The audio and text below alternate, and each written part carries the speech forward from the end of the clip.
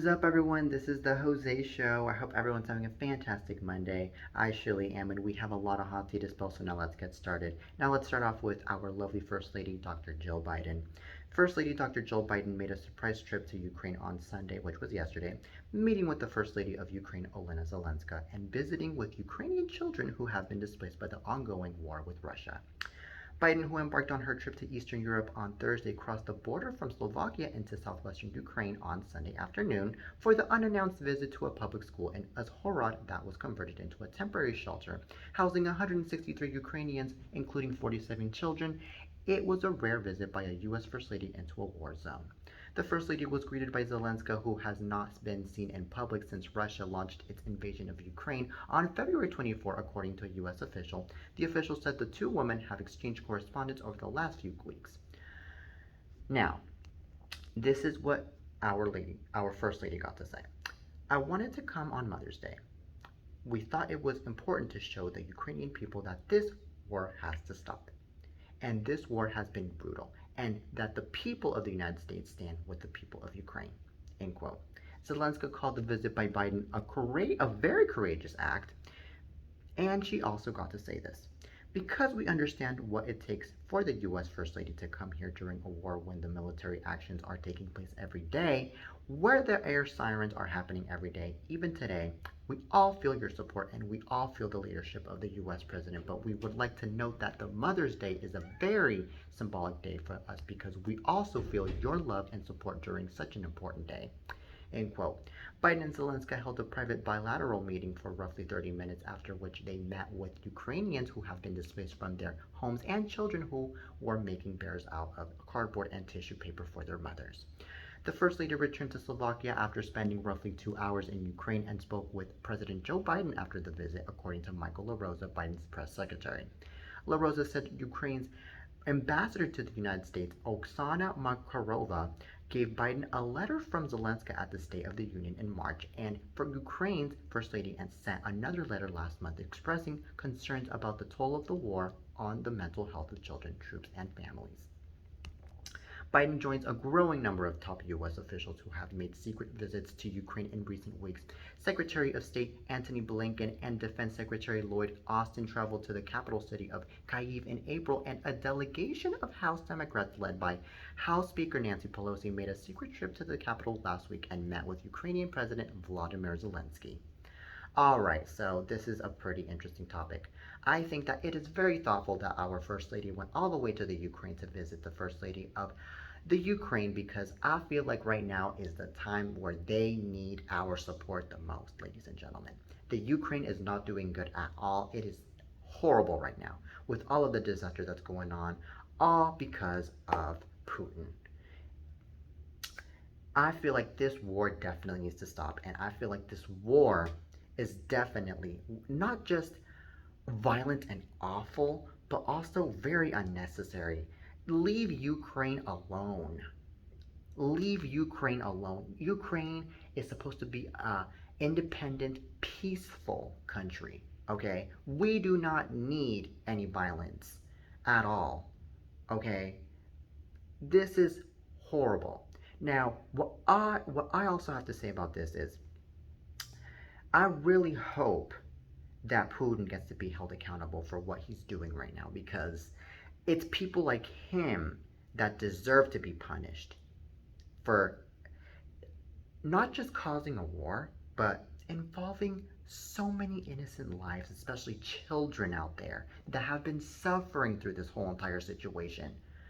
I can't imagine how awful all these innocent lives feel, having to go through all of this, especially because these poor people, they can't even get out of their own damn houses. They can't get out of their own damn houses. It's that bad, and it's that sad.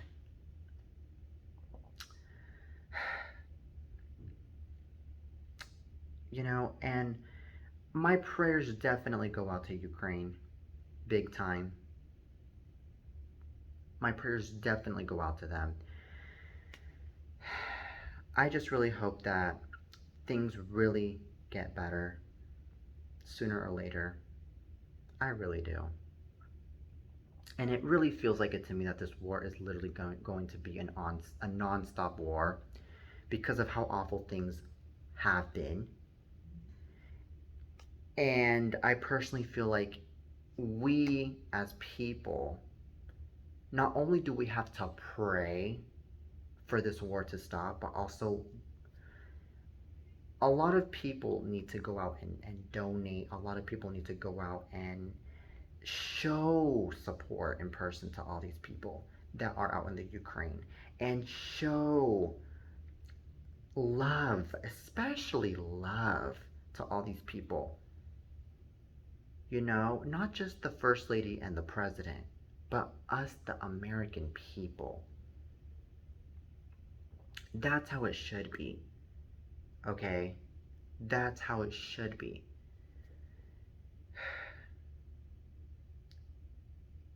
And honestly,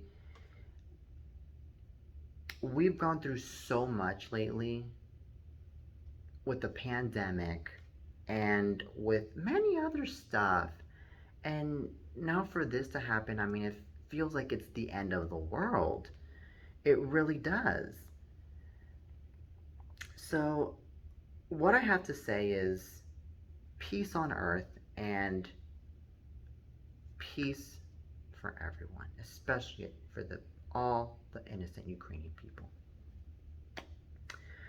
All right, so now from that to now, other topics.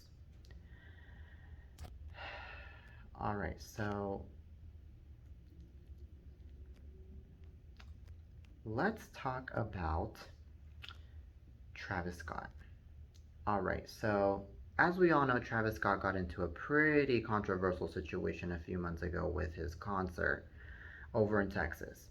All right, so Travis Scott performs publicly for the first time 6 months after the Astroworld tragedy. Well, here's the thing. Scott put on a 45-minute show for a sold-out crowd, which included famous faces like Future, Tyga, Zedd, will.i.am, Busta Rhymes, Damson, Iris, Terrence J, Teyana Taylor, and Karrueche, among others, performing his hits. Sicko Mode, Antidote, Pick Up the Phone, and Goosebumps. Scott was joined on stage by Migos, Quavo near the end of his set for a performance of their collaboration, Dubai S. The rapper stayed at E11 until past 6 in the morning. Until stayed. Okay. So the performance marks the first time Scott has taken the stage publicly since 10 people died and hundreds were injured during the Astroworld Festival in Houston, Texas in November 2021. Officials described it as a chaotic event, and the medical examiner determined that all 10 victims from the festival died of compression asphyxia. The manner was ruled by an accident. Multiple lawsuits have been filed against Scott and others involved in the festival in response to the catastrophe.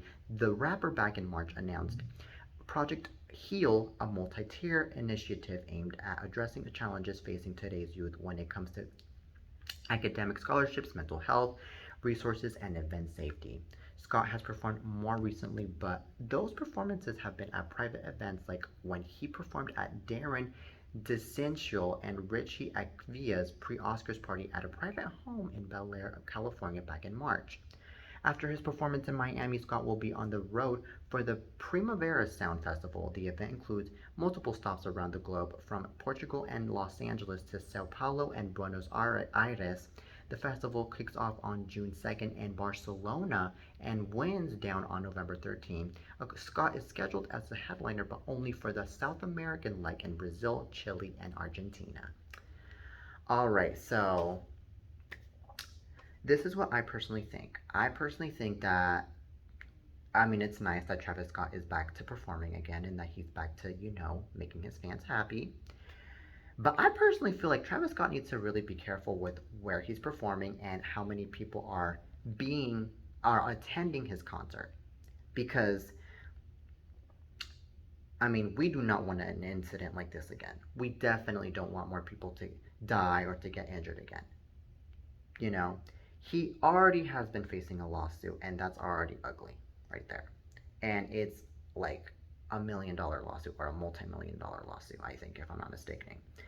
And the fact that he is already doing his concerts again, not only does he have to really be careful with how many people are attending his concert, but also he needs to maybe put out a sign in front of his concerts and be like, you know what, um, this is the amount of people that should be attending, and if we have already reach that amount, then I'm sorry, but you are not supposed to attend this concert anymore, regardless if you have tickets or not. I don't know. That's how I feel like it should be, in my opinion. Because, I mean, I get it. These people did spend their money to go see Travis Scott. But at the same time, I feel like safetyness is first, then money, in my opinion. Okay, like, yes, those people did spend their money on seeing Travis Scott, but at the same time, it's not worth it having to go through another incident or another tragic incident if the person attends. So, so yeah, money is definitely not first. It's the safety that's first in this situation. Now, another thing that I have to say about this is Travis Scott, the time that he got to perform and that incident got to happen over in Texas, I feel like he knew that a lot of people were waving at him and he should have literally reacted right away. Now, this is just my personal opinion. I mean, all of you people that are watching this, y'all can disagree with me if y'all want to, but I personally think that he did know that a lot of people were looking out. And I mean, a lot of people were, yeah, looking out, and also they were waving at him, because I saw in a video that Travis Scott, he kept on performing and performing and performing, and like hundreds of people were already waving at him, and yet he still kept on performing. So that to me just really angered me, in my opinion. It really did. And my prayers do go out to all the families that were involved and all the people that were involved in the situation. You know, I have to be honest. I definitely have to be honest here. So, anywho,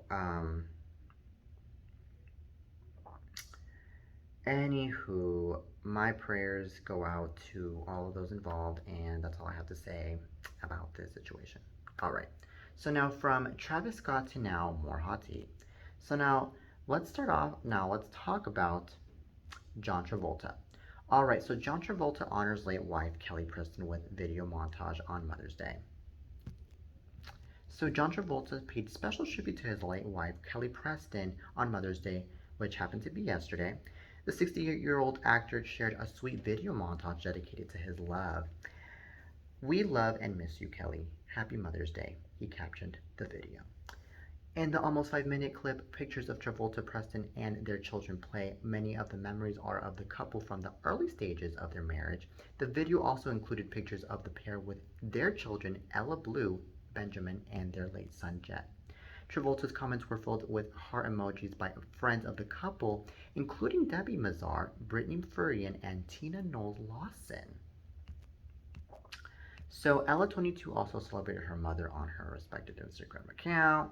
"I've learned a lot from all of the strong and powerful women in my life. I thank you all for being such wonderful role models," she wrote next to a throwback photo of her and Preston riding the Dumbo ride.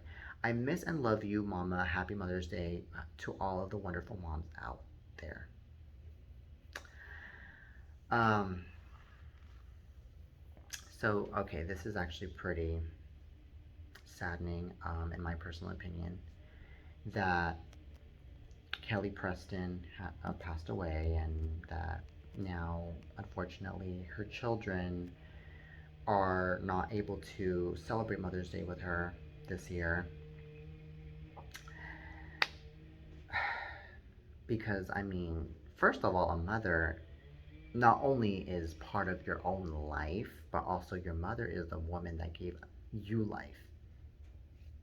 And your mother is the one that has been there for you through thick and thin.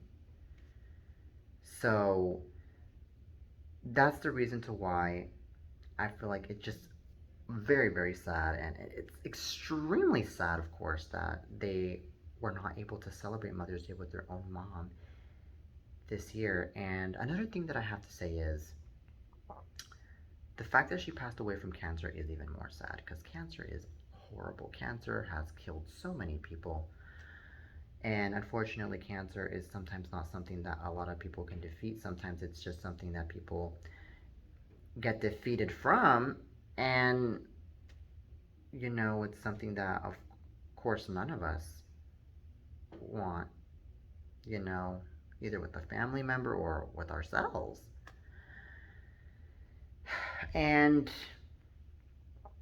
I also think that Kelly Preston, she was such a good role model. She was such a good mother to her children and such a good wife to John Travolta and such a great human being to everyone else, especially, and it's people like her that we need more, especially in times like these. That's all I have to say. And, you know, I I just can't imagine though just the emptiness that her children are feeling right now, just having to lose their mother, especially because the fact that they lost their mother is like losing a part of them. So, anywho, may Kelly Preston rest in peace, and our condolences go out to her family and friends. And yeah, all right. So now from Kelly Preston and John Travolta to now more hot tea. All right. So now let's talk about Winona and Ashley Judd. All right, so Winona and Ashley Judd, as we all know, Naomi Judd passed away last week due to cancer. Well, Winona and Ashley Judd make emotional tributes to late mom Naomi for Mother's Day. So, Ashley penned an emotional ode for USA Today in which she paid tribute to her mother while also championing women's rights and shining the spotlight on the value of motherhood. Ashley opens her essay with, "This Sunday is abruptly, shockingly, my first Mother's Day without my mama." Naomi died last week in Nashville, Tennessee, and just hours before the Judds were scheduled to be inducted into the Country Music Hall of Fame.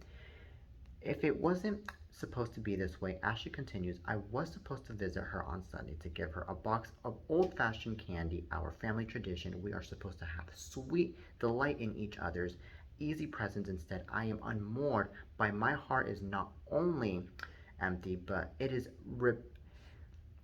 replete with gratitude for what she left behind, her nurture and tenderness, her music and memory." End quote. In the ode, Ashley implores readers to look into the mirror and ask themselves one simple question: do we value mothers? Motherhood should always be a choice, she writes. Does that sound radical to you? Does that sound like I wish my sister and I hadn't been born? If that's what you think, I will gladly direct my incandescent rage at you. Now, Ashley, who confirmed that we lost our beautiful mother to the disease of mental illness, says the root of Naomi's mental illness stemmed from wounds she carried from a lifetime of injustices that started with she was a girl. Now, Ashley explains that Naomi's motherhood happened to her without her consent and that she experienced an unintended pregnancy at age 17 and that led her down a road familiar to so many adolescent mothers, including poverty and gender based violence. End quote. All right, so this is what I have to say. May Naomi Judd rest in peace. May she rest in peace.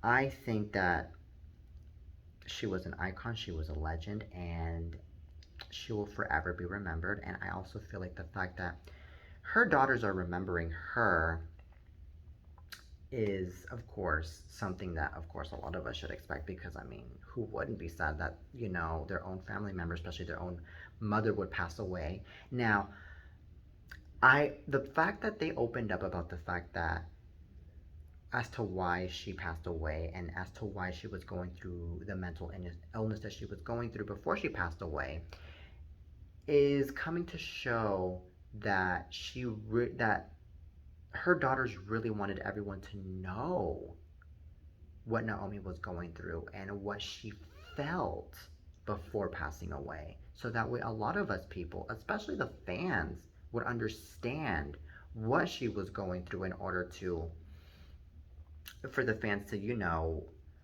not only feel bad about the situation, but also for these people to reflect on themselves and be like, oh my God, well, if Naomi Judd went through this whole entire situation where she was going through depression and she was going through so many other things, then maybe I, as a person, should work with myself on my depression, and I should work with myself on the other things that I've been going through so that way I won't end up killing myself like Naomi Judd did. And I could seek help, and I could also be able to be happy in life, especially, so that's the kind of message that her daughters are trying to give to a lot of us, is that, you know that's the kind of message, is for us to actually um, to express ourselves, yes, and to help ourselves, and not end up like their mom did. So that's what this whole point is about. So, anywho, I myself have gone through so much in life. I have been in depression from time to time too, just like anyone else has. But whenever I go through depression, and whenever I especially feel very lonely, what I do is I get up, I walk around, I listen to music, I do this lovely show that I do, because even this show helps me a lot through my depression, and it helps me a lot through a lot of the things that I've been going through. You know, because it's those kinds of things that really get you distracted, that really make you feel that you are worthy, that make you feel that make you not just distracted and make you feel worthy, but that also just make you feel energetic. There you go. Energetic. And the more you feel those things, the more you feel away from those bad feelings, and you feel good about yourself. So that's what this whole entire story is about. So, anywho, rest in peace, Naomi Judd, and my prayers go out to her family, especially to her daughters. R.I.P. All right, so from Winona Judd and Naomi Judd and Ashley Judd to now more hot tea. So now let's talk about Britney Spears. All right, so Britney Spears and Sam Asghari have set their wedding date. Alright, so apparently Britney Spears introduced her followers to her new cat and gave them a sneak peek of her wedding dress on Sunday, which happened to be yesterday. The Baby One More Time singer shared a picture of her and Sam Asghari's latest addition to their family, Wendy. Introducing Wendy, and yes, this is the veil to my wedding dress. The 40-year-old pop star wrote. In the photo, Wendy looks up at the camera and she lays on the veil. Spears didn't share any additional details about her wedding dress. Now, Spears, who shared in April that she was expecting her first child with Asghari, has hinted that her good friend Donatella Versace is going to be involved in her big day. Still, Spears has not confirmed or shared any more details from her big day or about her wedding dress. Now, while the bride-to-be is remaining mom, Asghari teased fans by revealing that the couple have already set a date. On Sunday, the 28-year-old actor wished the soon-to-be mother of three a happy Mother's Day. Now, this is what Britney got to say. Our lives has been a real-life fairy tale. No, actually, Sam Asghari wrote this. Our lives has been a real-life fairy tale. He wrote this on his Instagram. Stories are a picture of Spears, flashing her ring for the camera while they kiss. Happy Mother's Day to you, my soon-to-be queen. Asghari also said the big day has been set, but nobody will know until the day after. End quote. All right, well, this is pretty interesting how Sam Asghari and Britney Spears are keeping their big day as a secret because a lot of the times these celebrities they actually reveal their wedding days. You know, they reveal their wedding day. And Britney and Sam are just not doing it. Probably because here's the thing, I think they're doing it for privacy purposes. Because here's the thing, a lot of people, especially a lot of the crazy fans out there, they are going to want to attend the wedding, or they're going to want to break into the wedding, or they're going to want to, God knows, maybe do something to Sam Asghari or to Britney Spears. And that's not good. I mean, yes, there's going to be bodyguards in the wedding because, I mean, it's Britney Spears and Sam Asghari. Hello. But at the same time, we have to be real here. The security guards can only do so much. They can't. They're not like a brick fence either. You know, it's not like they could really just be invincible enough to protect them either. You know, like they can do the best they can. That's all I have to say. So that's the reason to why I feel like it's a really good idea, and I think it's very. I that's the reason why I think that Britney Spears and Sam Asghari are really keeping this wedding in private, and they do not want anyone to know until the day after that the both of them got married. So that's what I personally think is the situation here in this topic. Now I also feel like Britney Spears and Sam Asghari they make such a cute couple. They really do. I mean, Sam Asghari, he is hot. Britney Spears is also hot. And I also feel like you can't even tell the age difference between the both of them because the both of them look so young. You know, they really do. So that's another thing that I have to say. But anywho, congrats to Britney Spears though on getting married, and also congrats to Sam Asghari, and also congrats to the both of them on the coming of their first child together. Congrats, because I mean, I can already imagine the biggest blessing it is to have a child, and also a very huge blessing having to get married to a man that you really love and to a man that will really consider you and care about you and dedicate their lives to you first and foremost. So, anywho, congrats to Sam Asghari and to Britney Spears on everything. So that's all I have to say. All right, so that is it for today's show, you guys, and I really hope you guys enjoyed today's episode of the Jose Show. I'll be back with more, and please follow me on social media. Till next time, peace.